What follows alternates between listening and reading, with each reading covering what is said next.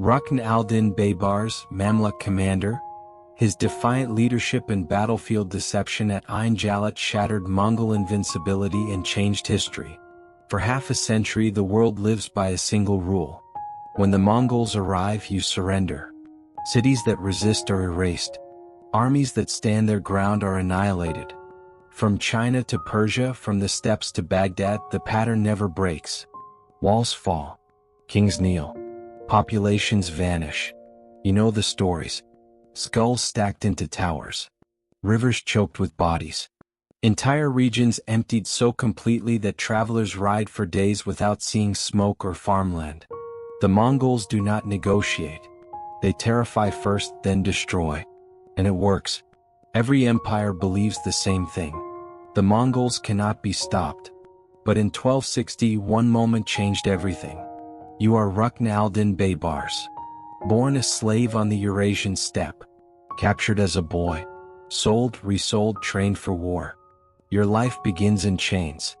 But chains teach discipline. Pain teaches endurance. And survival teaches something far more dangerous: patience.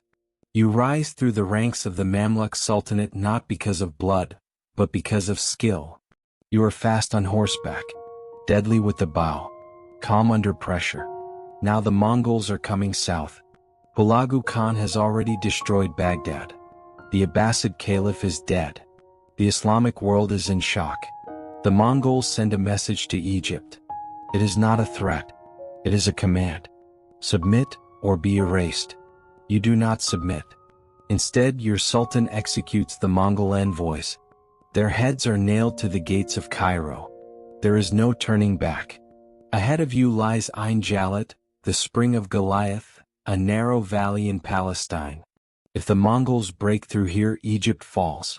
If Egypt falls, nothing stands between the Mongols and North Africa. You face Kitbuka, a veteran Mongol general. He commands around 20,000 cavalry, disciplined, fast, and confident. You have roughly the same number. But you lack one thing: fear. And now the challenge stands before you. Stop the unstoppable, or die. The sun rises over the valley. Heat already presses down. Dust hangs in the air. You ride forward with your vanguard. Light cavalry. Mounted archers. Across the field, Mongol banners ripple. They do not hesitate. They never do. The first arrows fly. Whistling. Sharp. Horses scream. Men fall. You engage and then you retreat. Not in panic. Not in chaos. Deliberately. The Mongols see it and smile. They have seen this before. Enemies always break. Kitbuka orders the pursuit. The Mongols surge forward, hooves pounding, bows firing as they ride. They believe the battle is already won. But you are counting. 1,000 steps. 2,000. Your men glance back, waiting for the signal. Arrows cut the air. A rider beside you collapses, his horse rolling over him. Another scream. Failure presses close. If the timing is wrong, just a moment too soon or too late, you will be crushed. The valley narrows. Now, you raise your arm. Hidden horns blast from the hills. Suddenly, the valley explodes with sound. From both sides, Mamluk heavy cavalry charge downhill. Armored. Fresh. Unbroken. The Mongols slam into a wall they never saw. Lances strike. Swords crash.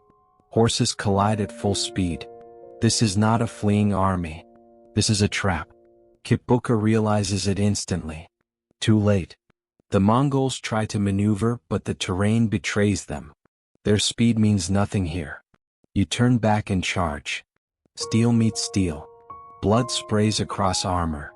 The heat is unbearable. Your ears ring from shouting and metal. A Mongol arrow punches into your horse's neck. It collapses. You roll free, blade already in hand. For a moment it feels impossible. Mongol numbers press in. Your line wavers. This is where armies break. But the Mamluks do not. You shout orders. You rally men by name. You push forward step by step. The Mongols begin to falter. They have never seen this. An enemy that absorbs the charge. That counterattacks. that does not run. Kitbuka is surrounded. He refuses to retreat. Captured. Brought before you. He does not beg. He curses you. You order the execution. When the blade falls, the myth dies with him. If you find this kind of forgotten history fascinating, we'd be honored if you subscribed, because stories like this deserve to be remembered. The Mongols break. Not retreat. Break. Men flee the field. Horses scatter. By sunset, the valley is silent except for the wounded. The Mongols have been defeated. Decisively. For the first time in history. The shock travels fast. Mongol commanders cannot believe the reports. An army stood its ground, and won. Their aura of terror cracks. Cities stop surrendering automatically. Armies begin to resist. The Mongol westward expansion ends here. Not years later. Not gradually. Here. At Ain Jalut. The Mamluks become the shield of the Middle East. Future invasions are repelled. Doctrine changes. Fear alone is no longer enough. You survive the battle. You rise to become sultan. But the cost remains. Thousands lie buried in the valley. Men who stood when history told them to kneel. Today Ain Jalut is quiet. No towers of skulls.